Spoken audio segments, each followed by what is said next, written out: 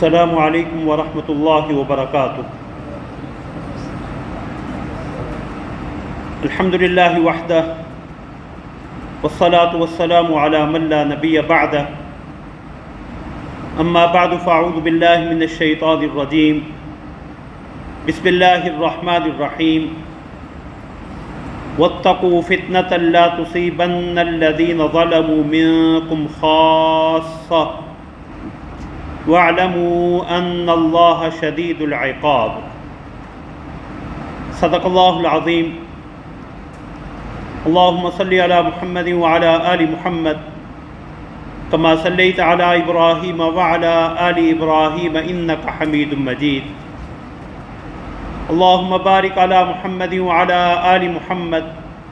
کما بارکت علی ابراہیم وعلی آل ابراہیم انک حمید مجید۔ سبحانک لا علم لنا الا ما علمتنا انک انت العلیم الحکیم۔ رب اشرح لی صدری ویسر لی امری واحلل عقدۃ من لسانی یفقہوا قولی۔ اللہم انفعنا بما علمتنا وعلمنا ما ينفعنا وزدنا علما۔ اما بعد، حضرات محترم، اللہ رب العزت کی انسان پہ لا تعداد نعمتیں ہیں۔ وَإِن تَعُدُّوا نِعْمَةَ اللَّهِ لَا تُحْصُوهَا، اگر تم اللہ کی نعمتوں کو گننا چاہو، شمار کرنا چاہو تو اسے احاطہ میں نہیں لا سکتے، شمار نہیں کر سکتے۔ اللہ رب العزت نے قرآن کریم میں جو سنن الہیہ، قدرت الہیہ کے قوانین بیان فرمائے ہیں، ان میں ایک قانون یہ بھی ہے کہ شکر سے نعمتوں کو بقا اور استحکام ملتا ہے، ان میں مزید اضافہ ہوتا ہے، اور ناشکری سے انسان کے لیے وہی نعمتیں نقمت کا اور وہی رحمت زحمت کا باعث بن جاتی۔ ملک عزیز میں گزشتہ کئی ہفتوں سے طوفانی بارشوں کا جو سلسلہ جاری ہے، یہ بھی در حقیقت ہمارے لیے ایک تنبیہ ہے، اللہ رب العزت کی طرف سے وارننگ ہے۔ ہر چیز کے کچھ ظاہری اسباب ہوتے ہیں، ان ظاہری اسباب کو آپ موسمیاتی تبدیلیوں کا نام دیں، ماحولیاتی تبدیلی کا نام دیں، اور ان ظاہری اسباب کا تدارک اللہ رب العزت نے انسان کو سونپا ہے کہ وہ اسباب کے درجے میں تدابیر اختیار کرے، اور توکل کی حقیقت بھی رسول اللہ صلی اللہ علیہ وسلم نے یہی بیان فرمائی ہے کہ انسان اسباب اختیار کرنے کے بعد نتیجہ مسبب الاسباب کو سونپ دے۔ رسول اللہ صلی اللہ علیہ وسلم مسجد نبوی میں تشریف فرما ہیں، ایک صحابی آئے، انہوں نے اپنی اونٹنی کھلی چھوڑی اور مسجد میں داخل ہونے لگے، تو رسول اللہ صلی اللہ علیہ وسلم نے فرمایا کہ اسے باندھو، تو کہنے لگے توکلت علی اللہ، میں نے تو اسے اللہ کے بھروسے پہ چھوڑا ہے۔ تو رسول اللہ صلی اللہ علیہ وسلم نے فرمایا اعقلھا ثم توکل علی اللہ، اسباب کے درجے میں اسے باندھ کے آ، پھر اللہ پہ توکل اور بھروسہ کرنا۔ ظاہری اسباب کے ساتھ قرآن کریم نے تمام امور کے کچھ باطنی اسباب بھی ذکر کیے ہیں۔ ان باطنی اسباب میں اللہ رب العزت کی نافرمانی، اللہ رب العزت کی معصیت، اللہ کے احکام سے انحراف، امم سابقہ کی پکڑ اور عذاب کا سبب بھی بنا ہے، اور اللہ رب العزت نے ان واقعات کو اس امت کے لیے بھی تنبیہ اور تذکیر کے لیے جگہ جگہ بیان کیا ہے۔ پانی اللہ رب العزت کی ان عظیم نعمتوں میں سے ہے جسے اللہ رب العزت نے قرآن کریم کے سب سے پہلے حکم اپنی توحید کی علامت اور دلیل کے طور پہ ذکر کیا ہے۔ سورہ بقرہ میں اللہ رب العزت نے ارشاد فرمایا، اور یہ قرآن کریم کی ترتیب تلاوت کے اعتبار سے پہلا حکم ہے، یا ایھا الناس اعبدوا ربکم الذی خلقکم والذین من قبلکم لعلکم تتقون۔ اے لوگو، اپنے رب کی عبادت کرو جس نے تمہیں پیدا کیا اور تم سے پہلے لوگوں کو پیدا کیا، تاکہ تم تقوی اختیار کر سکو، اللہ کے عذاب سے، اللہ کی ناراضگی سے بچ سکو۔ الذی جعل لکم الارض فراشا، جس نے تمہارے لیے اس زمین کو بچھونا بنایا، والسماء بناء، اور آسمان کو چھت بنایا، وانزل من السماء ماء، اور آسمان سے پانی اتارا، فاخرج به من الثمرات رزقا لکم، اور تمہارے رزق کے لیے، تمہاری روزی کے لیے اللہ نے اس پانی کے ذریعے طرح طرح کے پھل اور میوہ جات نکالے۔ تو اللہ رب العزت نے یہاں اپنی عبادت کا جو حکم دیا اور آیت کے آخر میں شرک سے اجتناب کا جو حکم دیا، تو اپنی معرفت کے 5 دلائل یا اپنی توحید کے 5 دلائل بیان کیے۔ 2 کا تعلق انسان کے نفس کے ساتھ ہے، جسے حضرات مفسرین دلائل انفسی قرار دیتے ہیں کہ اس کا تعلق انسان کے اپنی ذات کے ساتھ ہے، انسان کا عدم سے وجود میں آنا اور انسان کے آباء و اجداد کو پیدا کرنا۔ یہ 2 علامات اور دلائل ایسے ہیں جس کا تعلق انسان کی ذات کے ساتھ ہے، اور 3 دلائل اللہ نے ایسے بیان کیے جسے آفاقی دلائل کہا جا سکتا ہے یا کہا جاتا ہے، جن کا تعلق انسان کی ذات سے باہر ہے۔ زمین کو تمہارے لیے بچھونا بنایا، نہ اتنی نرم کہ پانی کی طرح اس پہ تم قرار ہی نہ حاصل کر سکو، نہ لوہے اور پتھر کی طرح اتنی سخت کہ تم اس سے اپنی ضرورت ہی نہ نکال سکو۔ والسماء بناء، اور اللہ نے آسمان کو ایک دل فریب اور خوبصورت چھت کی صورت میں تمہارے اوپر تان دیا۔ وَأَنزَلَ مِنَ السَّمَاءِ مَاءً، اور اللہ نے آسمان سے پانی اتارا۔ تو پانی کا اتارنا اللہ رب العزت نے اپنے دلائل قدرت میں سے، دلائل توحید میں سے ذکر کیا، اور اس پانی کے ذریعے اللہ نے تمہاری روزی کے لیے طرح طرح کے میوہ جات اور پھل نکالے۔ پھر اللہ نے فرمایا فَلَا تَجْعَلُوا لِلَّهِ أَنْدَادًا وَأَنْتُمْ تَعْلَمُونَ، تو اللہ کے ساتھ کسی اور کو شریک اور ہمسر نہ بناؤ جبکہ تم جانتے ہو۔ حضرات مفسرین نے لکھا ہے کہ انسان ان 5 دلائل میں غور کرے تو ادنا سے ادنا فہم و بصیرت رکھنے والا شخص بھی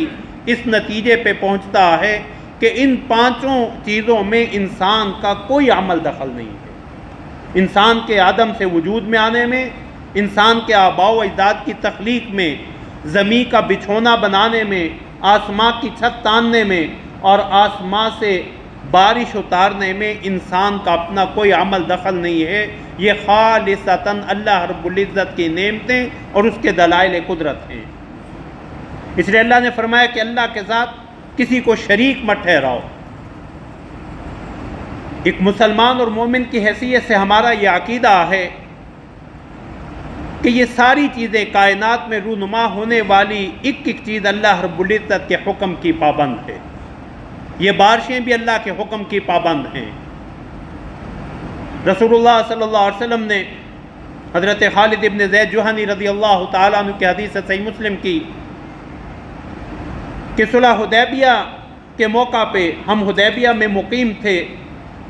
تو رسول اللہ صلی اللہ علیہ وسلم نے صبح ہمیں نماز پڑھائی جبکہ رات کو بارش ہوئی تھی۔ تو رسول اللہ صلی اللہ علیہ وسلم نے فرمایا تمہیں معلوم ہے تمہارے رب نے کیا ارشاد فرمایا؟ تو حضرات صحابہ نے پوچھا رسول اللہ و رسولہ اعلم، اللہ اور اللہ کے رسول ہی بہتر جانتے، آپ ارشاد فرمائیے۔ تو فرمایا اللہ فرماتے ہیں کہ میرے بندوں میں کچھ نے حالت ایمان میں صبح کی ہے اور کچھ نے حالت کفر میں معاذ اللہ صبح کی ہے۔ تو صحابہ نے پوچھے یا رسول اللہ مومن کون ہے اور کافر کون ہے؟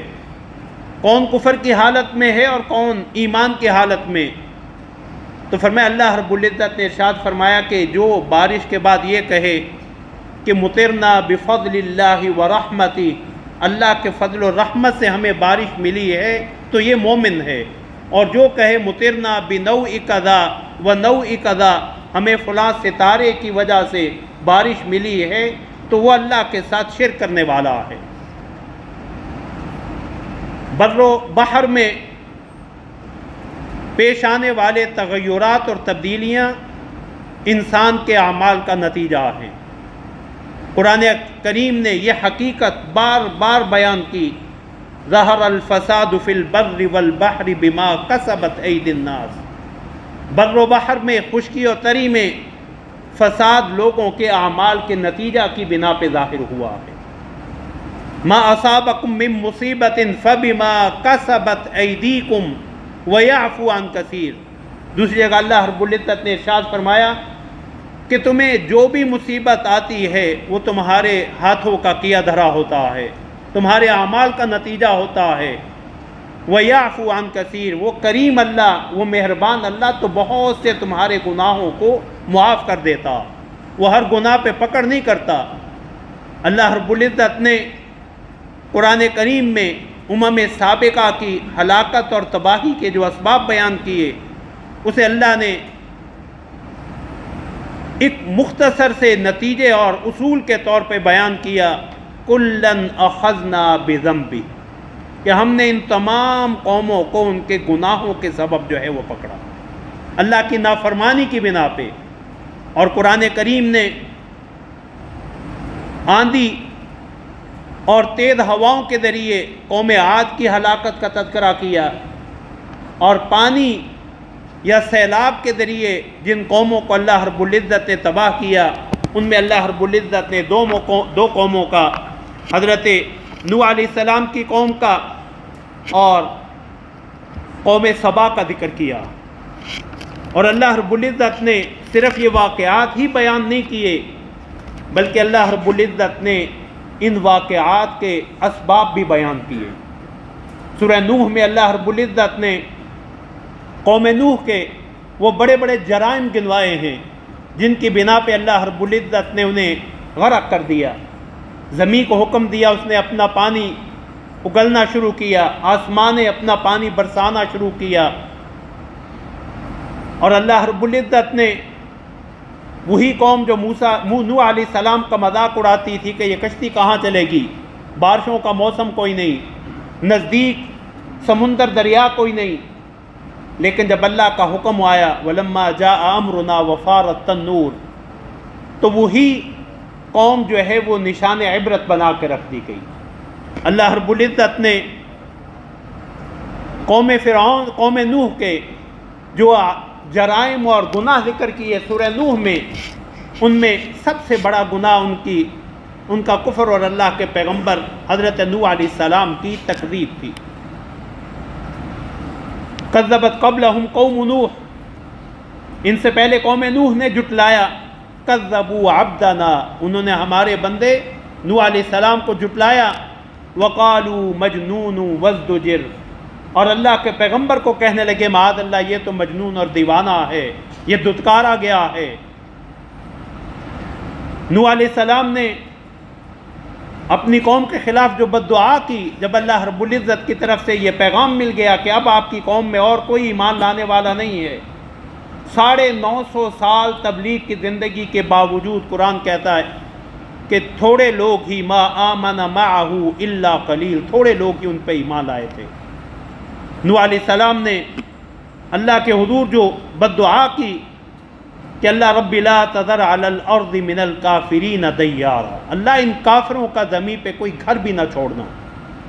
انک ان تذرہم یضلوا عبادک ولا یلدوا الا فاجرا کفارا، اگر تو انہیں چھوڑے گا یہ تیرے بندوں کو گمراہ کریں گے اور فاجر اور کافر ہی بچوں کو، لوگوں کو جنم دیں گے، ان کی نسل میں بھی یہ نافرمانی اور کفر چلے گا. اللہ رب العزت نے نوح علیہ السلام کی قوم کا دوسرا بڑا گناہ شرک کو قرار دیا کہ انہوں نے اپنے معبودوں جو باطل معبود بنا رکھے تھے ان کے عبادت پہ جمے رہے اور ایک دوسرے کو کہتے تھے وَقَالُوا لَا تَذَرُنَّ آلِهَتَكُمْ کہ دیکھو اپنے معبودوں کو کبھی نہ چھوڑنا،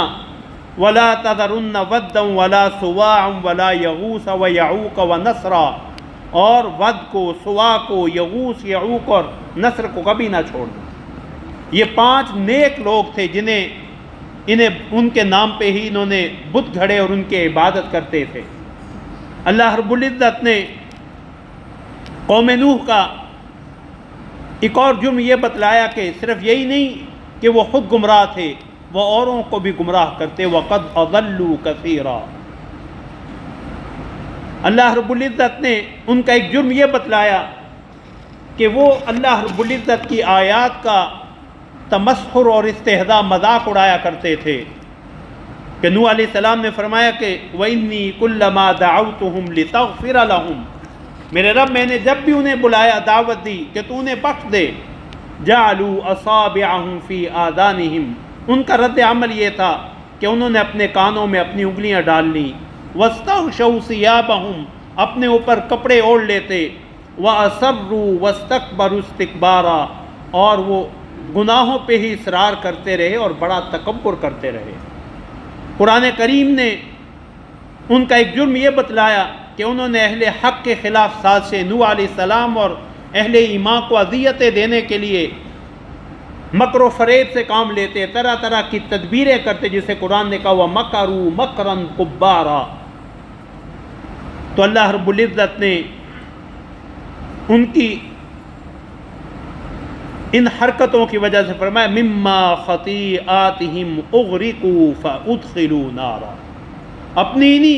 خطاؤں کے سبب انہیں غرق کر دیا گیا اور انہیں جہنم میں، آگ میں داخل کر دیا گیا۔ فَلَمْ يَجِدُوا لَهُم مِّن دُونِ اللَّهِ أَنصَارًا، اور اللہ کے سوا وہ کسی کو مددگار نہیں پا سکے۔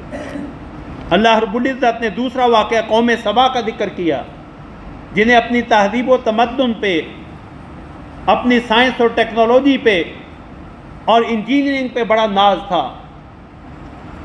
لیکن جب اللہ رب العزت کی نافرمانی کی، یکے بعد دیگرے 13 انبیاء ان میں آئے، لیکن انہوں نے اللہ کی نعمتوں کو اللہ رب العزت کی نافرمانی میں استعمال کیا، تو اللہ رب العزت نے ان کے جو 2 باغات جن کے بارے میں کتب تفسیر میں آتا کہ انتہائی پھلدار، وہ علاقہ جسے قرآن خود کہہ رہا ہے بلدۃ طیبہ، بڑا ہی عمدہ اور صاف علاقہ ہے، تو اللہ فرماتے ہیں لَقَدْ كَانَ لِسَبَإٍ فِي مَسْكَنِهِمْ آیَةٌ، قوم سبا کی رہائش میں نشانی ہے، جنتان عن یمین و شمال، دائیں بائیں 2 باغات تھے، کلوا من رزق ربکم واشکروا لہ، اللہ کے دیے ہوئے رزق میں سے کھاؤ اور اس کا شکر بجا لاؤ، بلدۃ طیبۃ ورب غفور، کیا ہی عمدہ علاقہ ہے اور پھر بخشنے والا رب۔ فَأَعْرَضُوا، لیکن انہوں نے اعراض کیا، اللہ کی نعمتوں سے منہ موڑا، فَأَرْسَلْنَا عَلَيْهِمْ سَيْلَ الْعَرِمِ، تو ہم نے ان پہ بند کا سیلاب بھیج دیا، کہ وہی ڈیم جو ان کی بستیوں کی سیرابی کا سبب تھا، وہی اللہ رب العزت نے اس بند کو، ڈیم کو توڑا اور ان کی غرق ہونے کا جو ہے وہ سبب بن گیا۔ وَبَدَّلْنَاهُمْ بِجَنَّتَيْهِمْ جَنَّتَيْنِ ذَوَاتَيْ أُكُلٍ خَمْطٍ وَعَصْرٍ وَشَيْءٍ مِّن سِدْرٍ قَلِيلٍ، اور میں ان کے ان 2 باغات کے بدلے میں ہم نے 2 باغات تبدیل کر دیے جو بدمزہ پھلوں، جھاؤ کے درختوں اور تھوڑی سی بیریوں پہ مشتمل تھے۔ سبب کیا ہے؟ اللہ فرماتے ہیں ذَلِكَ جَزَيْنَاهُمْ بِمَا كَفَرُوا، یہ ہم نے انہیں بدلہ دیا اس وجہ سے کہ انہوں نے کفر کیا تھا، ناشکریاں کی تھیں۔ وَهَلْ نُجَازِي إِلَّا الْكَفُورَ، اور ہم کافر کو ہی، ناشکروں کو ہی جو ہے وہ ایسا بدلہ دیا کرتے۔ تو یہ واقعات ہمارے لیے درس عبرت ہیں، درس موعظت ہیں۔ سیدہ عائشہ رضی اللہ تعالی عنہ فرماتی ہیں کہ جب آسمان پہ گہرے بادل چھاتے، تیز ہوا چلتی، تو رسول اللہ صلی اللہ علیہ وسلم کا چہرہ انور بھی متغیر ہو جاتا، آپ پریشانی میں کبھی گھر سے باہر نکلتے، کبھی گھر آتے، کبھی اٹھتے کبھی بیٹھتے۔ تو میں نے کہا یا رسول اللہ لوگ تو ہواؤں کو چلتا دیکھ کے، بادلوں کو دیکھ کے خوش ہوتے ہیں، اور آپ پہ یہ کیفیت طاری ہو جاتی ہے۔ تو فرمایا اسی ہوا کو اللہ رب العزت نے جو ہے وہ اس سے پہلے قوم کی تباہی کا سبب بنایا، قوم عاد کی طرف اشارہ۔ میں وہ تو اس بادل کو دیکھ کے کہہ رہے تھے ھذا عارض ممطرنا، یہ بادل ہم پہ برسنے کے لیے بارش لے کے آیا، لیکن وہی ہوا جو ہے وہ ان کی تباہی کا اللہ نے سبب بنا دی۔ اور جب بارش اترتی تو رسول اللہ صلی اللہ علیہ وسلم کی طبیعت میں سکون آ جاتا اور فرماتے رحمتن، یہ میرے رب کی رحمت جو ہے وہ آ چکی۔ شریعت اسلامیہ نے ہمیں بارش کے حوالے سے بھی رسول اللہ صلی اللہ علیہ وسلم کا اسوہ حسنہ دیا۔ بارش نہ ہو تو تب بھی اللہ سے یہ نعمت مانگو، نماز استسقاء کے ذریعے، استغفار کے ذریعے۔ صحیح بخاری اور صحیح مسلم میں حضرت انس بن مالک رضی اللہ تعالیٰ عنہ نے رسول اللہ صلی اللہ علیہ وسلم کے عہد مبارک کا ایک واقعہ ذکر کیا۔ فرمایا رسول اللہ خطبہ جمعہ ارشاد فرما رہے تھے، ایک شخص مسجد میں داخل ہوا اور رسول اللہ صلی اللہ علیہ وسلم کی طرف متوجہ ہو کے کہنے لگے یا رسول اللہ بارشیں نہ ہونے کی وجہ سے مال مویشی ہلاک ہو رہے ہیں، راستے جو ہے وہ منقطع ہو رہے ہیں، اللہ سے دعا کرے اللہ رحمت کی بارش برسائے۔ رسول اللہ صلی اللہ علیہ وسلم نے وہی دعا کے لیے ہاتھ اٹھائے اور 3 دفعہ فرمایا اللہم اغثنا، اللہم اغثنا، اللہم اغثنا، اللہ ہمیں بارش عطا فرما، اللہ ہمیں بارش عطا فرما، اللہ بارش عطا فرما۔ حضرت انس کہتے ہیں بادلوں کا نام و نشان تک نہیں تھا، ایک چھوٹی سی بدلی آئی، اچانک آسماں پہ پھیلی، ہم ابھی جمعہ پڑھ کے مسجد سے نکلے نہیں تھے کہ مدینہ منورہ میں بارش جو ہے وہ شروع ہو گئی۔ پورا ہفتہ ہم نے سورج نہیں دیکھا، پورا ہفتہ بارش ہوتی رہی۔ دوسرے جمعہ اسی دروازے سے ایک شخص داخل ہوا اور کہنے لگا رسول اللہ اب بارشوں کی کثرت کی وجہ سے جو ہے وہ مال مویشی ہلاک ہو رہے ہیں، راستے مسدود ہو گئے، اللہ سے دعا کریں اللہ اس بارش کو روک لے۔ تو رسول اللہ صلی اللہ علیہ وسلم نے ہمیں اس حوالے سے بھی نمونہ دیا۔ رسول اللہ نے پھر دعا کے لیے ہاتھ اٹھائے اور فرمایا اللہم حوالینا ولا علینا، اللہ ہمارے ارد گرد اس بارش کو نازل فرما۔ حضرات محدثین نے لکھا رسول اللہ نے بالکل بارش کے منقطع ہونے کی دعا نہیں کی کہ یہ اللہ کی رحمت اور نعمت ہے، اس سے انسان مستغنی اور بے نیاز نہیں ہو سکتا، فرمایا اللہ اسے ہمارے ارد گرد نازل فرما، ہمارے اوپر نہیں۔ اللہم علی الاکام والذراب وبطون الاودیۃ ومنابت الشجر، اللہ اسے ٹیلوں پہ، پہاڑوں پہ، جنگلات میں اور وادیوں میں جو ہے وہ برسا دے، تاکہ یہ ہمارے سیرابی کا زرخیزی کا سبب بنتے رہیں۔ رسول اللہ صلی اللہ علیہ وسلم نے جب بارش شروع ہوتی تو حدیث میں آتا ہے رسول اللہ صلی اللہ علیہ وسلم فرماتے اللہم سیبا نافعا، اللہ اسے نفع مند بارش بنانا۔ دوسری حدیث میں رسول اللہ صلی اللہ علیہ وسلم سے یہ دعا بھی منقول ہیں کہ رسول اللہ دعا فرماتے اللہم سقیا رحمہ لا سقیا عذاب، اللہ اسے رحمت کی بارش بنانا، عذاب کا ذریعہ نہ بنانا۔ رسول اللہ صلی اللہ علیہ وسلم نے تیز آندھی کو، طوفان کو یا بارش کو برا بلا کہنے سے، لعنت کرنے سے، برا بلا کہنے سے روکا۔ ایک صحابی حضرت ابو ہریرہ رضی اللہ تعالیٰ نے فرماتے تیز ہوا چل رہی تھی تو انہوں نے ہوا کو برا بلا کہنا شروع کر دیا، تو ہمیں لا تسبوا الريح، ہوا کو برا بلا مت کہو۔ دوسری حدیث میں فإنها مأمورہ، یہ تو اللہ کے حکم کی پابند ہے۔ ایک اور حدیث میں فرمایا یہ تو اللہ کی طرف سے یا پیغام رحمت بن کے آتی ہے یا نافرمانوں کے لیے پیام عذاب بن کے آتی ہے، تو ہمیں اللہ سے تم اس کی خیر مانگو، اس کی شر سے پناہ مانگو۔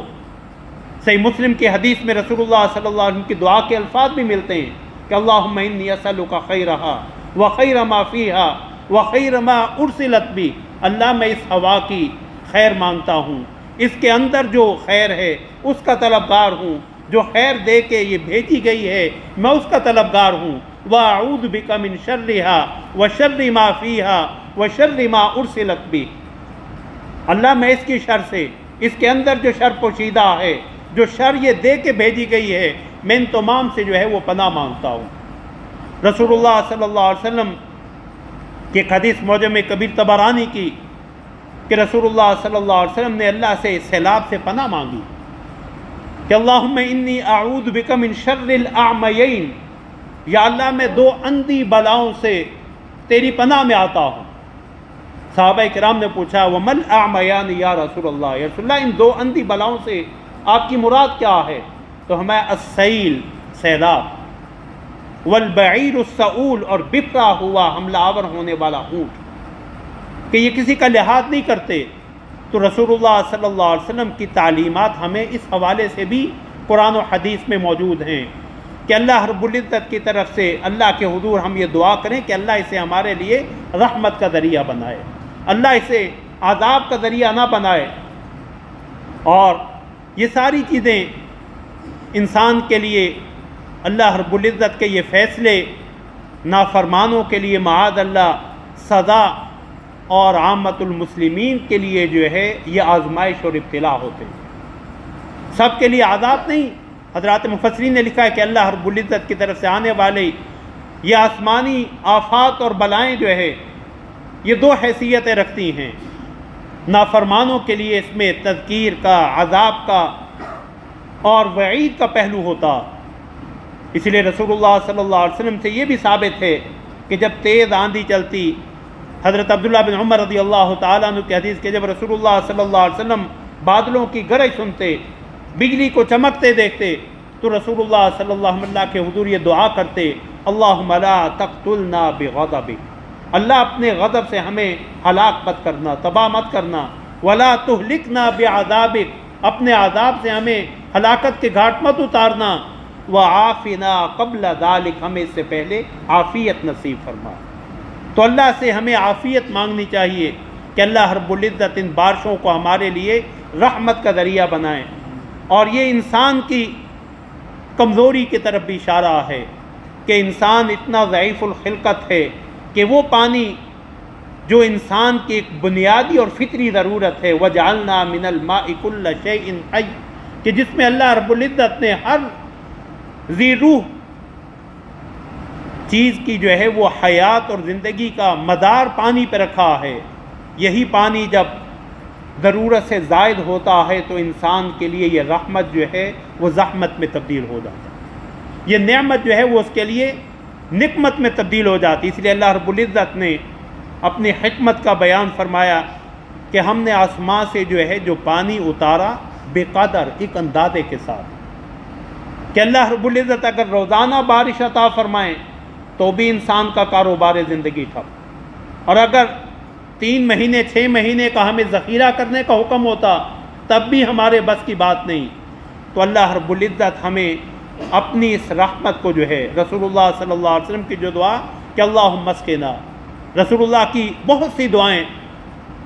سنن نبی داؤد میں رسول اللہ صلی اللہ علیہ وسلم کی دعا کہ اللہم اسق عبادک وبہائمک وانشر رحمتک واحی بلدک المیت، اللہ اپنے بندوں کو سیراب فرما، اپنی اس دھرتی کو سیراب فرما، اللہ اپنی رحمت کو بھیج دے اور اس مردہ زمین کو جو ہے وہ زندہ فرما۔ تو اس بارش کو اللہ کے پیغمبر صلی اللہ علیہ وسلم کی ان دعاؤں کے نتیجے میں اللہ ہماری سیرابی کا اور زمینوں کی زرخیزی کا سبب بنائیں، اور اللہ رب العزت کی نعمتوں کی ناقدری اور ناشکری کی بنا پہ جن آزمائشوں سے ہم گزر رہے ہیں، مختلف علاقوں میں جو سیلابی صورتحال ہے،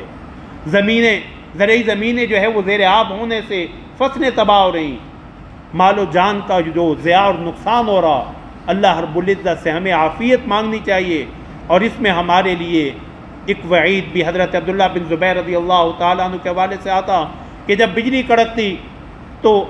اللہ رب العزت کے حضور یہ کلمات کہتے سبحان من یسبح الرعد بحمدہ والملائکۃ من خیفتہ، پاک ہے وہ ذات کہ یہ کڑک بھی اسی ہی کی تسبیح بیان کرتی ہے، فرشتے بھی اسی کے ڈر سے اس کی پاکی بیان کرتے ہیں۔ اور پھر کہتے ان ھذا لوعید شدید لأہل الارض، یہ اہل زمین کے لیے بہت بڑی تنبیہ ہے۔ تو ان واقعات کو، ان امور کو صرف ظاہری اسباب پہ ہمیں نہیں ٹالنا، ان کے باطنی اسباب پہ ہمیں غور کرنا، اور وہ باطنی سبب، سب سے بڑا سبب جو قرآن و حدیث میں مذکور ہے وہ انسانوں کی نافرمانی ہے۔ اس لیے اللہ رب العزت نے جو سورہ انفال کی آیت کریمہ میں نے تلاوت کی اس میں یہی ارشاد فرمایا واتقوا فتنة لا تصيبن الذين ظلموا منكم خاصة، ایسے فتنے سے، ایسی آزمائش سے بچو جس کا خمیازہ صرف ظالموں کو نہیں بھگتنا پڑتا، ظالموں کے ساتھ نیک لوگ بھی اس کی جو ہے وہ زد میں آ جاتے ہیں۔ وَاعْلَمُوا أَنَّ اللَّهَ شَدِيدُ الْعِقَابِ، اور جان لو اللہ بڑی سخت سزا دینے والا ہے۔ اللہ رب العزت ان بارشوں کو رسول اللہ صلی اللہ علیہ وسلم کی دعا کے الفاظ میں سقیا رحمہ، رحمت کی بارشیں بنائے، سقیا عذاب، عذاب کی بارش نہ بنائے۔ رسول اللہ کی دعا کے الفاظ ہیں اللہم سقیا رحمت اللہ سقیا عذاب ولا بلاء ولا عذاب ولا حدم ولا غرق، اللہ اسے ہماری ابتلا کا، عذاب کا، ہمارے مکانات کے منہدم ہونے اور ہماری غرقابی کا ذریعہ نہ بنانا۔ وآخر دعوانا ان الحمد للہ رب العالمین۔